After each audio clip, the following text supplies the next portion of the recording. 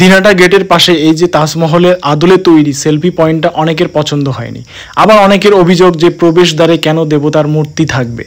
তো এই বিষয়ে আপনার কি মতামত সেটা কমেন্ট করে জানান, আর আমি তোমাদেরকে চারিপাশটা ঘুরে ভালো করে দেখাচ্ছি। তো ভ্লগটা শুরু করি, দেখতে থাকো তোমরা।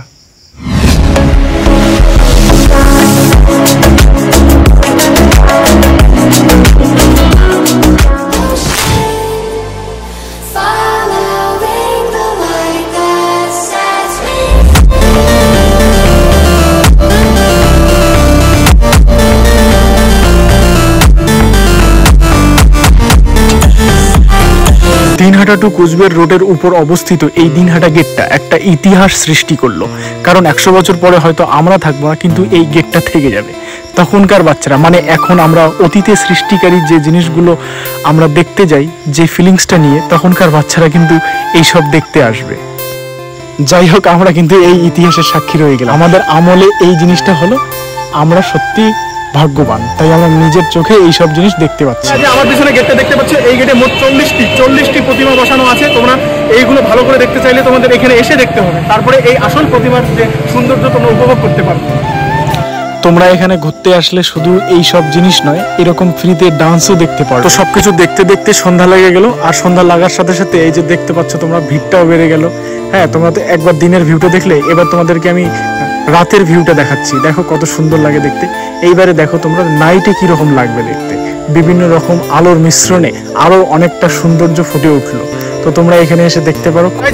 তোমরা দিনের ভিউ দেখলে, এই দেখো রাত্রির ভিউ কত সুন্দর। আর একটা জিনিস তোমরা লক্ষ্য করো, লাইটের কালার গুলো চেঞ্জ হচ্ছে আর দেখতে সুন্দর লাগছে। লক্ষ্য করো এখানে কি লেখা আছে, আই লাভ দিনহাটা। কিন্তু আমার বুকে কি লেখা আছে তুমি জানো?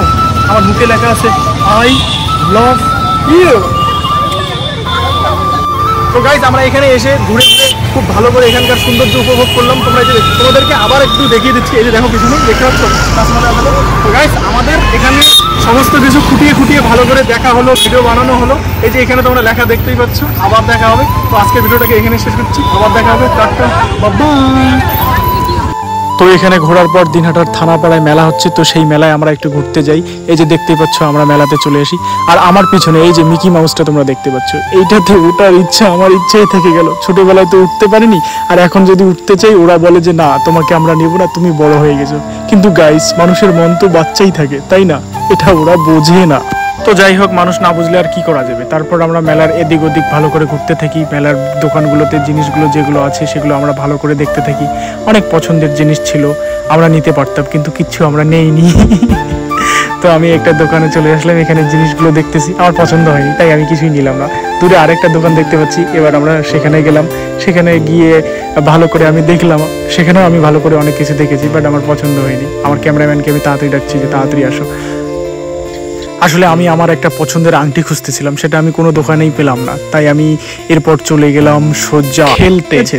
তো এই খেলাটা তোমরা কে কে খেলো কমেন্ট করে অবশ্যই বলবে। তো এটা মেলায় গেলে আমি অবশ্যই খেলি, আমার ভালো লাগে, আমার মানে লাকটাকে আমি পরীক্ষা করি। তো এখানে বিভিন্ন ধরনের বড় বড় প্রাইজ ছিল, সেগুলো জেতার চেষ্টা করছিলাম, বাট দুঃখিত বন্ধুরা, কিছুই পাইনি বড় সেরকম। অনেক কয়েকবার খেললাম, বড় কিছু পাওয়ার আশা ছিল, কিন্তু পাইলাম এই দুইটা। তারপর আমার চোখের সামনে পড়ে এই ঝুমকাগুলো। এই ঝুমকাগুলো দেখতে দেখতে হঠাৎ আমার মনে পড়লো, আরে আমি কার বউয়ের জন্য ঝুমকা দেখছি? আমার তো বউ নেই। বউ না থাকার দুঃখে আমি চলে যাই খেতে। খেতে খেতে আমার দুঃখ আরো বেড়ে যায়, তাই আমি বাড়ি চলে আসি। টাটা।